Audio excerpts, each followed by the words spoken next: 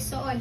And how we ought to serve, usaon na to pag-alagad, ang postura sa to pag-alagad, kung unsa ang postura sa ato ang Ginoong Jesus. Amen? Si Jesus walay gipili nga tao, inay matapad, walay gipili si Jesus nga tao. Wala siya gipili nga tao nga iyahang limpyuhan ng tiil, ayuhon ng sakit, kabantay mo ni Jesus. Ang mga tao nga giayawan, mga tao nga gidilian sa katilingban, gikahugawan, gikaludan. Wala giluod ka nang giluwa ba? Nang giluod sila nini mga tawhana kay gipang gisakit sana, nagkasakit og leprosy, no mga gipang sangla. Ang babae nga nagatalidugo for that how many years? 12 years bleeding.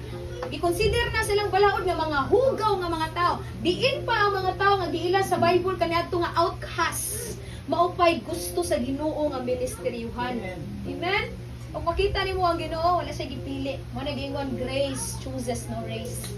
Wala gipili nga ang igsoon ang Dios nga ministeryuhan, bag-ohon, ayuhon o sa ato po pag-alagad imong anak po. Amen?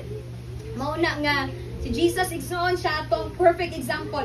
We ought to serve like Jesus.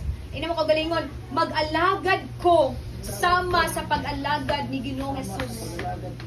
No? Mutuman ko sama sa pagtuman ni Ginoong Jesus. Mubuhat ko sama sa pagbuhat sa atong Ginoong Jesus because Jesus was showing us igsoon na siya ang perfect example.